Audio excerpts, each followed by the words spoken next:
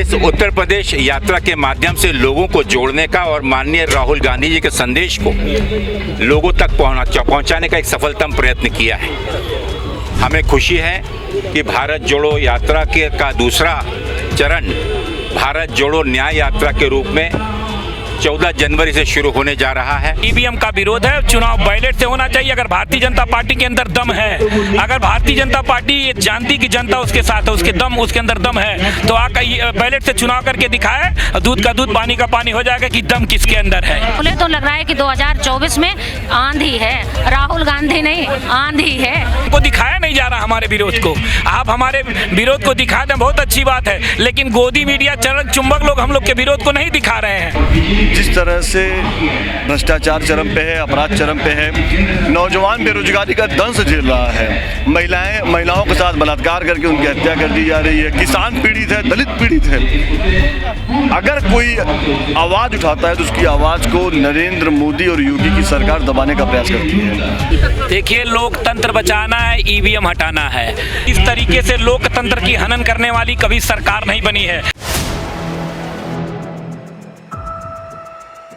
नमस्कार, मैं हूं हयात अब्बास और आप देख रहे हैं 4 PM न्यूज़ नेटवर्क। ये आज पहली बार कांग्रेस के महासचिव प्रदेश प्रभारी अविनाश पांडे यहां पर मौजूद हैं। मंदिर हनुमान मंदिर दर्शन करने आए हैं, तमाम लोग भी यहां मौजूद हैं। यूपी जोड़ो यात्रा का समापन होना है और इसी सिलसिले में वो आज यहां मंदिर में पूजा करेंगे, फिर समापन यात्रा में भी जाएंगे।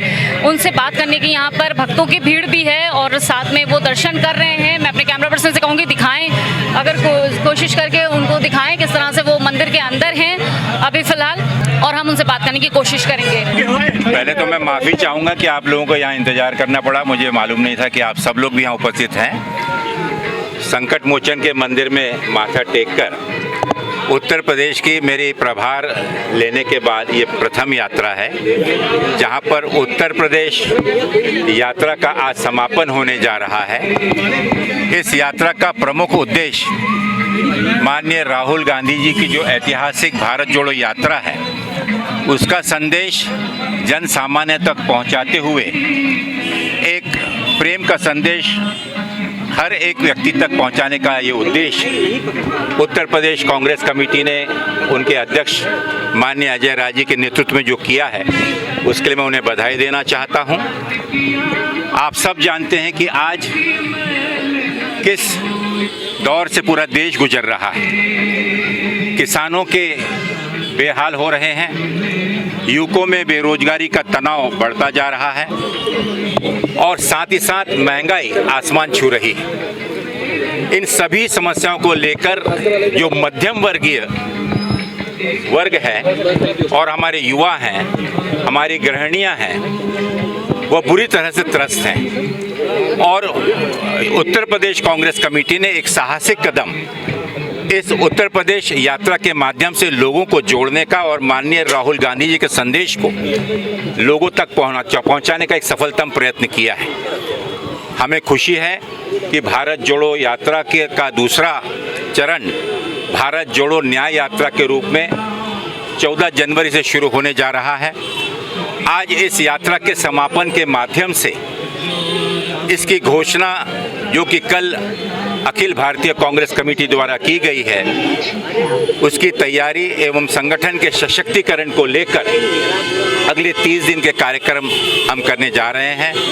हमें पूरा विश्वास है कि कांग्रेस का जन सामान्य, जो पिछले विधानसभा चुनाव के बाद थोड़ा निरुत्साहित हुआ था, पूरे जोश के साथ उत्तर प्रदेश की सड़कों पर उतरेगा और इस भ्रष्ट और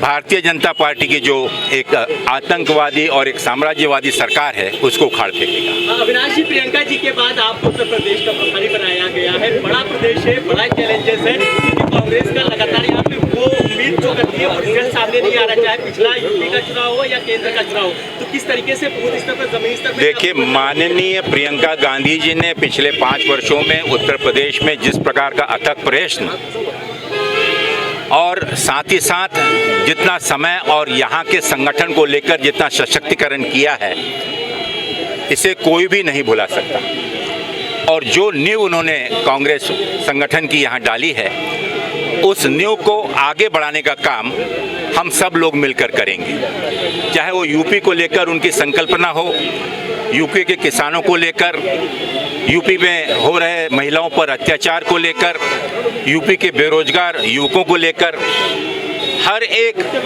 वर्ग को लेकर माननीय प्रियंका गांधी जी की अपनी कल्पना है, उनके विचार और जो इस समाज को साथ में जोड़कर भाईचारे को मजबूत करने के लिए उन्होंने कदम उठाया है। हमारी कोशिश होगी कि उनके जितने भी कार्य हैं उनको और तेजी से हम आगे बढ़ाएं और जन सामान्य तक पहुंचने का सफलतम प्रयास करें। प्राण प्रतिष्ठा में जाने के लिए कौन से कांग्रेस के नेता हैं जिनको आप भेजना चाहेंगे, अगर कोई जाना चाहे कांग्रेस के तरफ? प्राण प्रतिष्ठा 22 जनवरी। देखिए, प्राण प्रतिष्ठा पूरे देश में हर आदमी के हृदय में प्रभु राम बसे हैं। ये आस्था का विषय है। इसका जिस प्रकार से राजनीतिकरण हो रहा है वो मुझे लगता है कि मानने योग्य नहीं है, लेकिन कांग्रेस पार्टी स्पष्ट रूप से प्रभु राम के प्रति अपनी श्रद्धा सुमन अर्पित करती है, अपना आस्था व्यक्त करती है और आने वाले समय हर एक का ये व्यक्तिगत निर्णय होगा, किसे जाना है किसे नहीं जाना है। पार्टी का इस पर कोई भी प्रभाव नहीं। आज लखनऊ में शहीद स्मारक में जो यूपी जोड़ो यात्रा थी कांग्रेस की, अजय राय जी के अजय राय जी जिसमें अध्यक्ष प्रदेश अध्यक्ष अजय राय जी मौजूद रहे, इस यात्रा को पूरा किया है। आज समापन है इस यात्रा का। क्या लोगों की कुछ कहना है, कांग्रेसी कितना जोड़ पाए हैं लोगों को, बात करते हैं, मैम से बात कर लेंगे। लाखों लाख लोग हमारी इस यात्रा के दौरान हमसे जुड़े, किसान जुड़ा, बेरोजगार जुड़े, महिलाएं जुड़ी और जो लोग इस आतताई सरकार की नीतियों से परेशान थे उन सब का केवल एक ही कहना था कि आज वास्तव में फिर से ऐसा लग रहा है कि हमें अपने जो सम्मान की रक्षा अगर हमारे कोई कर सकता है तो वो कांग्रेस है। समतामूलक ध्वजवाहक आदरणीय अजय राय के नेतृत्व को पूरे प्रदेश ने स्वीकार किया और राहुल जी की मांग जगह जगह सुनाई दी। अब राहुल जी की न्याय यात्रा स्टार्ट होने वाली है, तो क्या लगता है कितने लोगों को प्यार मिलेगा?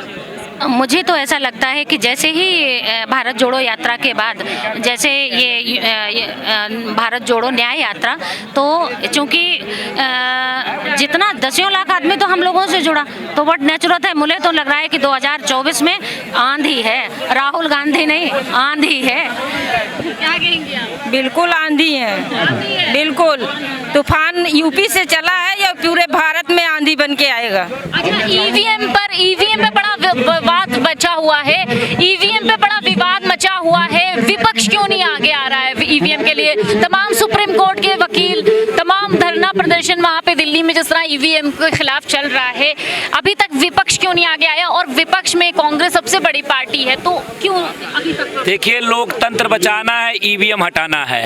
ये जो व्यवस्था पूरी दुनिया के अंदर जिसने ईवीएम बनाया वो इस व्यवस्था को ले नहीं रहे हैं। हमारे देश के अंदर ही जो न्याय पंचायत के चुनाव होते हैं, ग्राम पंचायत के चुनाव होते हैं, वो बैलेट से होते हैं और ग्राम पंचायत के चुनाव में वोटिंग का परसेंटेज 85 से 90% तक जाता है, 85 से 90% तक जाता है। जब वो हमारा बैलेट का वोट काउंटिंग हो जाता है आराम से, तो जहाँ हमें विधानसभा लोकसभा का चुनाव होना है, इतने लोकतंत्र की रक्षा करनी है। सवाल तो यही है ना कि बैलेट पेपर आप लोग मांग रहे हैं, लेकिन इसका विरोध क्यों नहीं कर रहे हैं? जिस तरह से वकील सड़कों पे उतरे, उस तरह से विपक्ष क्यों नहीं उतरा? बिल्कुल विरोध कर रहे हैं। इस तरीके से लोकतंत्र की हनन करने वाली कभी सरकार नहीं बनी है।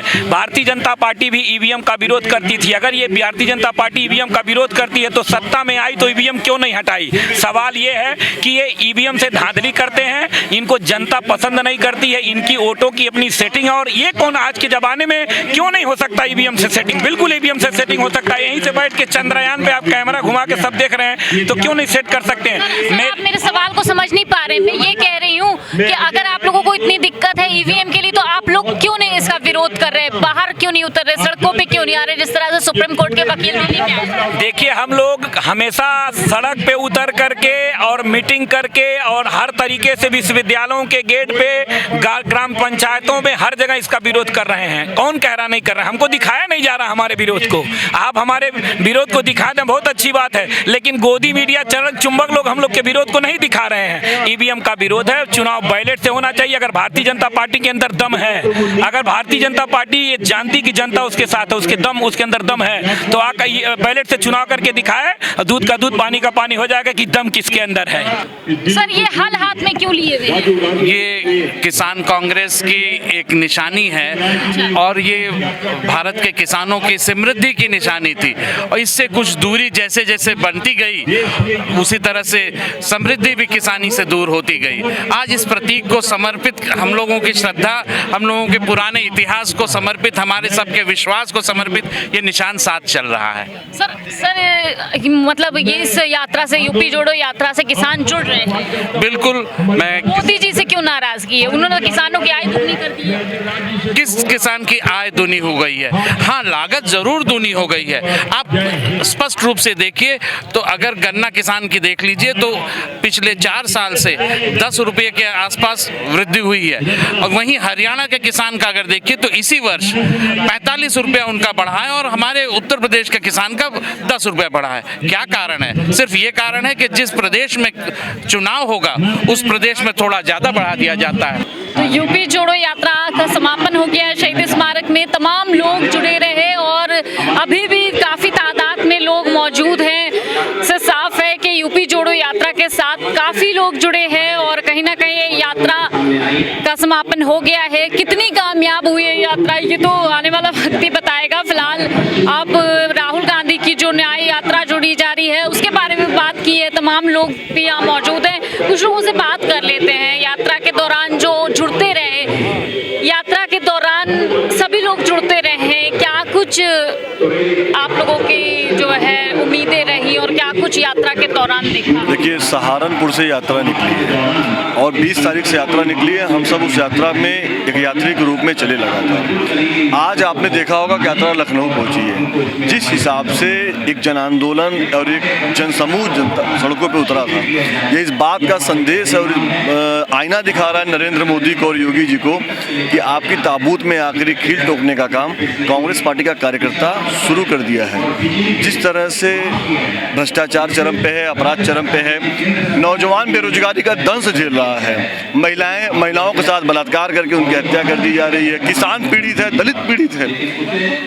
अगर कोई आवाज़ उठाता है तो उसकी आवाज़ को नरेंद्र मोदी और योगी की सरकार दबाने का प्रयास करती है। बीएचयू में छात्रा के साथ बलात्कार हुआ और बलात्कारी 60 दिनों तक लगातार अलग अलग राज्यों में घूमते रहे। उत्तर प्रदेश कांग्रेस के अध्यक्ष ने आवाज़ उठाई, उनके पर मुकदमा ला दिया गया। तो ये उनकी ताबूत में आखिरी खील ठोकने का काम कांग्रेस पार्टी का कार्यकर्ता करने जा रहा है और 2024 के चुनाव में नरेंद्र मोदी की सरकार नहीं रहेगी। ये संदेश है और ये सारे जनसमूह बता रहे हैं कि नरेंद्र मोदी जी अब अपना बुढ़िया बिसरा भाई अब जाएंगे। 24 से पहले तमाम, जिस तरह से राहुल गांधी की बात करें तो राहुल गांधी की यात्रा निकली भारत जोड़ो, अब वो फिर से दूसरी यात्रा उनकी स्टार्ट होने जा रही है, भारत जोड़ो न्याय यात्रा। फिलहाल उसका कितना असर लोगों पे होगा ये तो 24 में ही पता चलेगा। फिलहाल आज जो यूपी जोड़ो यात्रा थी उसका समापन हो गया है। अब क्या होगी अगली रणनीति कांग्रेस की, ये 2024 से पहले ही तय करेगी पार्टी, और क्या कुछ पार्टी में राहुल गांधी की जो यात्रा है उसके लिए क्या कुछ कहने वाले हैं, ये सब आने वाला वक्त ही बताएगा। वैसे हम इसी तरह आप तक की अपडेट पहुंचाते रहेंगे। कैमरा पर्सन सत्यनारायण के साथ मैं हयात अब्बास, 4PM न्यूज़ नेटवर्क।